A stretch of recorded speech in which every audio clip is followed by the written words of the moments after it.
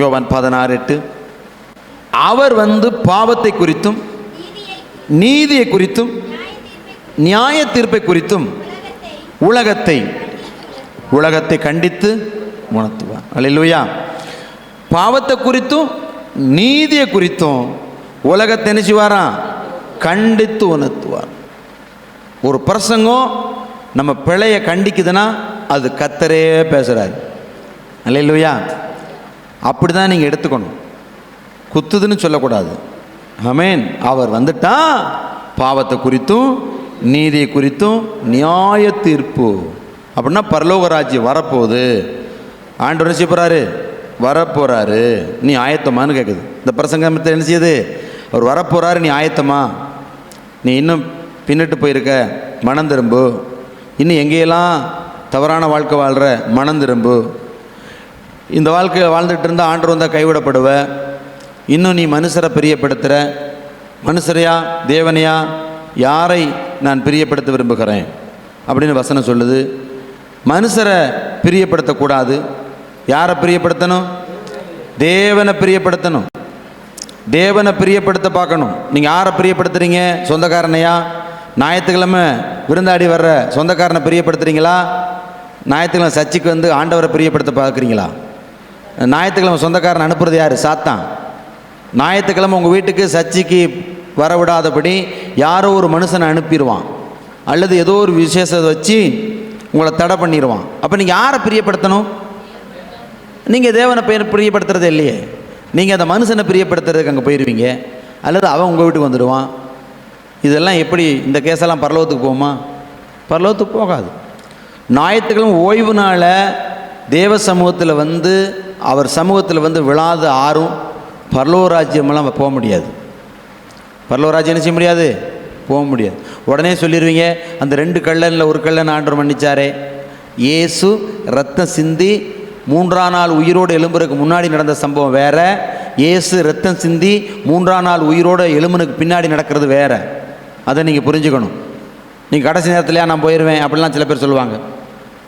இறை சட்டம் என்ன சொல்லுதோ அப்படி தான் நீ நானும் வாழ முடியும். இறைச்சட்டம் சொல்லாத எதையும் நெருக்கமெல்லாம் வரணுமையா? எனக்கு நெருக்கப்படுறேன்னா சந்தோஷப்படுறேன். வேதத்தில் உள்ளது நடக்குது எனக்கு. ஆதி திருச்சபை அடித்து ஒடுக்கின மாதிரி, ஆதி திருச்சபையை எல்லாம் மூடின மாதிரி என்னையும் மூடி வச்சுருக்கிறானுங்க. ஆனால் என் வாயவும் என் ஆத்துமாவையும் மூட முடியுமா? எந்த காலத்துலேயும் மூட முடியாது. விடிய விடிய பேசிக்கிட்டே இருப்பேன். ஆமே சொல்லுங்களேன். ஆமே.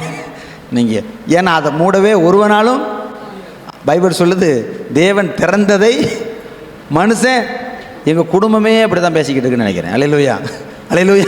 இரவும் பகலும் பேசுறதுக்கு தாயா கர்த்தர் இயேசுவின் வார்த்தை ஊழியங்களுக்கு தந்திருக்காரு. அல்லேலூயா. ஊழியம் என்ன வார்த்தை? வாயிருந்தால் தானே இந்த வார்த்தை வரும். அதனால தான் இயேசுவின் வார்த்தை ஊழியம்னு கொடுத்துருக்காரு. பேசிக்கிட்டே இரு. அல்லேலூயா. இரவும் பகலும் பேசிக்கிட்டே இரு. நான் யூடியூப்பில் பேசிக்கிட்டே இருப்பேன். நான் தூங்கிட்டு இருப்பேன், நீங்கள் யூடியூப்பை போட்டிங்கன்னா அங்கே நான் பேசிக்கிட்டே இருப்பேன். அல்லேலூயா.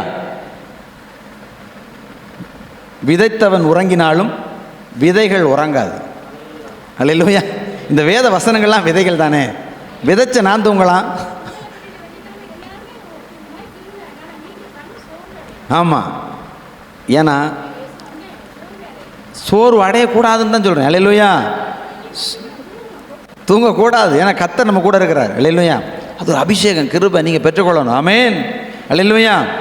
அப்போ இந்த பைபிள் சொல்லுது பாருங்க, முதலாவது தேவனுடைய ராஜ்யத்தையும் நீதி. இன்னையிலேருந்து நம்ம எதை தேடணும்?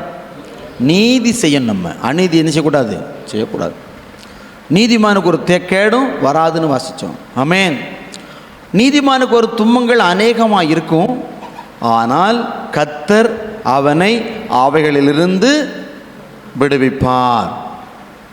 சேவ பிள்ளைகளுக்கு தான் துன்பம் வரும். நீங்கள் நினைக்கிறீங்களா இவங்க சபைக்கு தான் போகிறாங்க, ஏன் அவங்க துன்பப்படுறாங்கன்னு? அவங்க நல்ல கிறிஸ்தவங்க. இந்த பாஸ்டருக்கு ஏன் அவ்வளோ துன்பம் வருது, அவருக்கும் கர்த்தருக்கும் உறவுலையே நினைக்கிறீங்களா? அந்த பாஸ்டர் தான் நல்ல பாஸ்டர். துன்பப்படுற பாஸ்டர் நல்ல பாஸ்டர். துன்பப்படுற விசுவாசிகள் நல்ல விசுவாசிகள். அவங்க கர்த்தருடைய புத்திரர்கள். படிங்க. நீதிமானுக்கு வரும் துன்பங்கள் அநேகமாக இருக்கும், கர்த்தர் அவனை எல்லாவற்றிலிருந்து அவனை விடுவிப்பார். அல்லேலூயா. நீதிமானுக்கு ஒரு துன்பம் அநேகமாக தான் இருக்கும். நீதிமானா வாழ்ந்தீங்கன்னா தெரியும். நீதியாக வாழ்ந்தீங்கன்னா துன்பம் வரும், ஆனால் கர்த்தர் நம்மளை கைவிட மாட்டார். கர்த்தர் விடவே மாட்டார். துன்பம் எங்கிட்டு வேணாலும் வரும், எப்படி வேணாலும் பொத்துக்கிட்டு வரும். அப்போ நீங்கள் சிரிச்சுக்கணும் அந்த இடத்துல. ஏன்னா சந்தோஷப்பட்டு களி கூறுங்கள். ஆமென். உங்களுக்கு முன்னிருந்த தீர்க்கதரிசிகளையும் அப்படியே துன்பப்படுத்தினார்கள். அல்லேலூயா. பைபிள் அழகாக நமக்கு சொல்லியிருக்கு. அந்த டீச்சிங் தெரியாதனால தான் குழம்புறோம். ஆண்டவர் சொன்னார், என் நாமத்தினாலே நீங்கள் எல்லாராலும் பகைக்கப்படுவீர்கள். ஆமென். எல்லாராலும் பகைக்கப்படுவோம். ஏன்னா நீதியாக வாழ்கிறோம் இல்லையா? அநீதியாக வாழ்ந்தால் அந்த உலகம் ஏற்றுக்கொள்ளும். நீதியாக வாழ்ந்தால் ஏற்றுக்காது. நீதியாக இருந்தால் என்ன செய்யாது? ஏற்றுக்காது. அநீதியாக வாழ்ந்தால் ஏற்றுக்கும். ஏன்னா எல்லாம் பங்காளிகள், வாங்க நம்மளாம் ஒரே பங்காளியாக இருப்போமா. நீதியாக இருக்கனால இங்கே என்ன ஆகுது? தண்ணி எண்ணெய் மாதிரி. உலகம் தண்ணியும், இப்போ ஆண்டவர் எண்ணெயும், எண்ணெய் அபிஷேகம். தண்ணி எண்ணெய் ஒட்டாது, வெவ்வேறாக தான் இருக்கும். ஒரே பாத்திரத்தில் இருந்தாலும் அது வேறையாக இருக்கும். ஆமென். பார்த்துருக்கீங்களா? நாங்கள் அந்த சின்ன வயசில் எங்களுக்கு கஷ்டப்படுவோம்ல அந்த காலத்தில். அப்போ மண்ணெண்ணெய் விளக்கு வச்சுருப்போம். என்ன விளக்கு வச்சுருப்போம்? மண்ணெண்ணெய் விளக்கு. மண்ணெண்ணெய் விளக்கு வச்சுருப்போம். அந்த சீமண்ணன்னு சொல்லுவோம், அல்லது ஒவ்வொரு இடத்துல ஒரு மாதிரி. நீங்கள் திருவண்ணாமலை பகுதியில் போனீங்கன்னா கிருஷ்ணாயில்மாங்க, இங்கே மதுரை மண்டலங்களில் சீமை தண்ணிமாங்க. அப்புறம் மண் எண்ணெய், அதான் கரெக்டான வேர்டு. மண் ப்ளஸ் எண்ணெய், மண்ணிலிருந்து எடுக்கப்படுற எண்ணெய். ஆமென். அப்போ இந்த மண் எண்ணெய் பத்தாத குறையாக இருக்கிறனால விளக்குகளுக்கு இப்போ அடியில் போயிடும், திரி மேலே இருக்கும். அப்போ என்ன செய்வாங்க, அந்த மக்கள்லாம் தண்ணியை ஊற்றுவாங்க.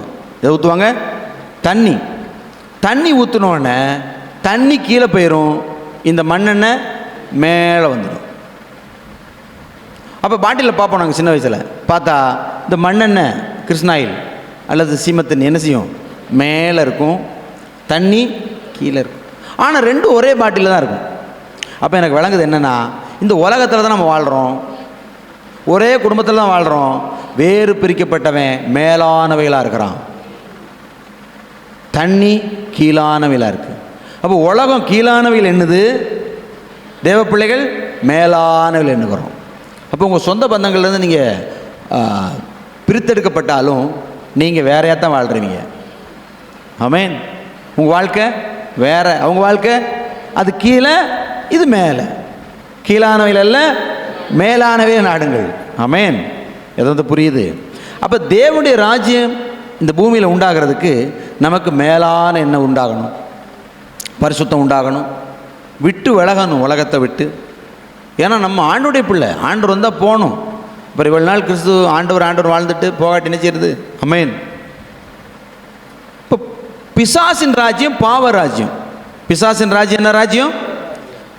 ஆண்டோட ராஜ்யம் தேவ ராஜ்யம். பிசாசின் ராஜ்யம் பாவ ராஜ்யம்.